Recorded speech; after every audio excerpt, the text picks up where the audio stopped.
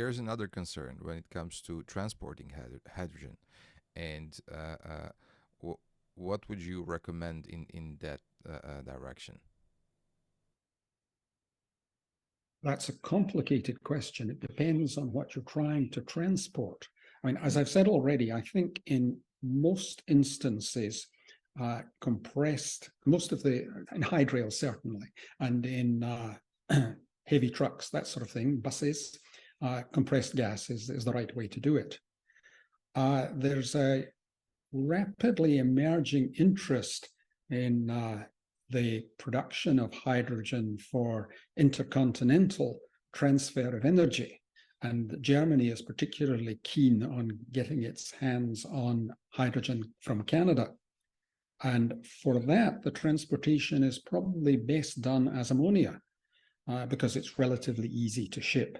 And the alternative would be obviously liquid hydrogen, but liquid hydrogen, it takes about a third extra energy to produce, and less attractive on that basis. For ships, liquid hydrogen clearly is the right propulsion fuel to my mind, but ammonia is a possible backup. But I say bulk shipping, yeah, send it as ammonia. And that I have hopes will actually start to unfold in a significant way within this decade. Certainly the Germans seem to hope that they can. There are also certain concerns about the leaking of hydrogen. Yeah, and this is a relatively new concern, and it's an overblown one, I believe. You're referring, I think, to the potential competition with hydrogen for the hydroxyl radical. Okay. Now, the process is not, I believe, terribly well understood, but hydrogen is destroyed very rapidly in the atmosphere, but most of it actually apparently is destroyed by washout into soils. So it's only about 30% of the hydrogen that is actually competing with methane for the hydroxyl radical.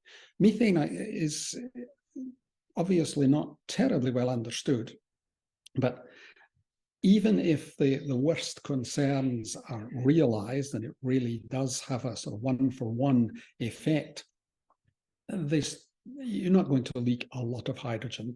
It won't bite into the benefits of hydrogen seriously, unless we're absolutely irresponsible in terms of how we contain it. And I think we've seen the example of how escape of methane has been tightened up, at least in the West, and it can be done. We can make the hydrogen handling sufficiently tight that this is not going to be a big issue.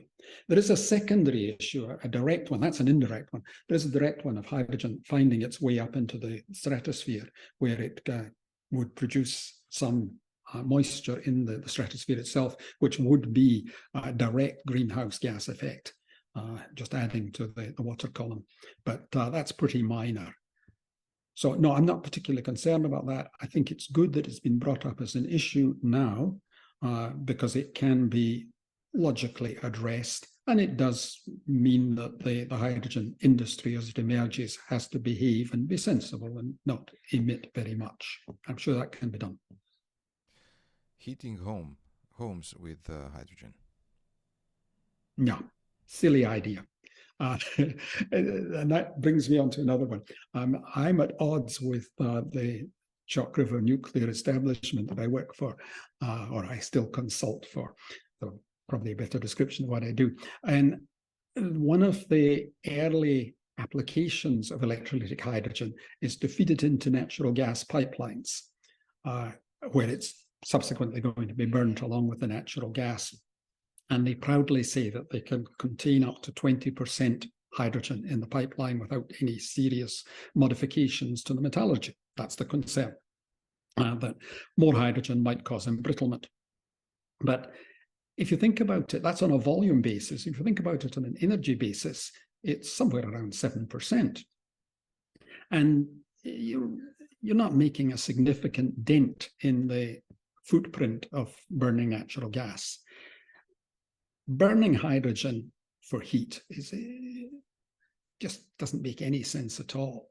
Start off, I mean, where are you going to actually apply that with any significant impact where you can't get electricity to do the job first off?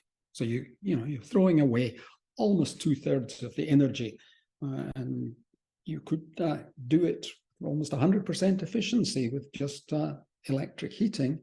Or you can do even better than that with heat pumps. So it's a complete non-starter as far as I'm concerned. And adding it to natural gas pipelines is something that the natural gas people like, but again, makes virtually no sense at all.